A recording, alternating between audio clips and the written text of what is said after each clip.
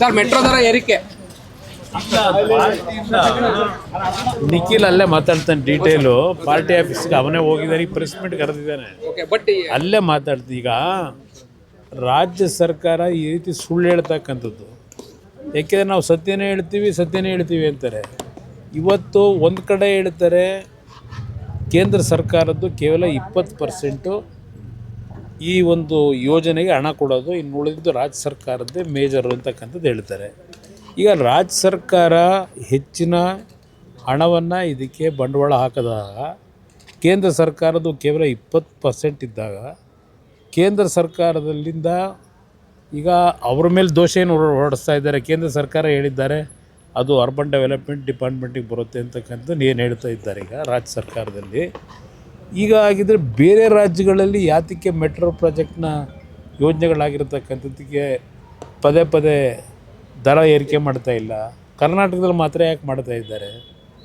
ಇಲ್ಲಿ ಇವ್ರು ಹೇಳ್ತಕ್ಕಂಥದ್ದು ನಮ್ಮದು ಹೆಚ್ಚಿನ ಪಾಲಿದೆ ಬಂಡವಾಳ ಅಂತಕ್ಕಂಥ ಹೇಳೋರು, ಅಧಿಕಾರ ಇವ್ರಿಗಿದೆಯೋ ಅವ್ರಿಗಿದೆಯೋ ದರ ನಿಗದಿ ಮಾಡೋದು. ಅದರಿಂದ ಮುಖ್ಯಮಂತ್ರಿಗಳ ಈ 2.5 ವರ್ಷದಿಂದ ಪ್ರತಿಯೊಂದು ವಿಷಯಗಳನ್ನು ಇವ್ರು ಮಾಡ್ತಕ್ಕಂಥ ಹಲವಾರು ತಪ್ಪು ನಿರ್ಣಯಗಳು ಜನವಿರೋಧಿ ನೀತಿನ ಕೇಂದ್ರ ಸರ್ಕಾರದ ಮೇಲೆ ಆಗ್ತಕ್ಕಂಥ ಚಾಳಿ ಇವರಿಗೆ.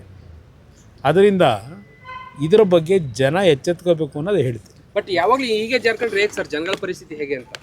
ಜನಗಳ ಪರಿಸ್ಥಿತಿ ಇದು ಕೊಡ್ತಾವ್ರಲ್ಲ, ಅದೆಂಥದ್ದು ಗ್ಯಾರಂಟಿ ಸ್ಕೀಮು, ಅದರಿಂದ ಅವ್ರನ್ನೆಲ್ಲ ಬದುಕಿಸ್ತಾ ಇದ್ದಾರೆ. ಅವ್ರಿಗೆಲ್ಲ ಆರ್ಥಿಕವಾಗಿ ಶಕ್ತಿ ತುಂಬಿದ್ದೀವಿ ಅಂತ ಹೇಳ್ತಾರಲ್ಲ.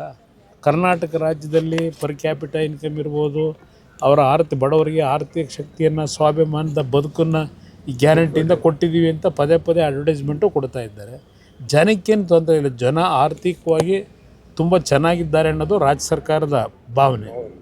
ಅದರಿಂದ ಅವ್ರು ಏನೇ ದರ ನಿಗದಿ ಮಾಡಿದ್ರು ಜನ ಸಂತೋಷವಾಗಿ ಕೊಡ್ತಾರೆ ಅಂತಕ್ಕಂಥದ್ದು ಮುಖ್ಯಮಂತ್ರಿಗಳು ಮತ್ತು ರಾಜ್ಯ ಸರ್ಕಾರದ ಆ ಒಂದು ಭ್ರಮೆಯಲ್ಲಿದ್ದಾರೆ.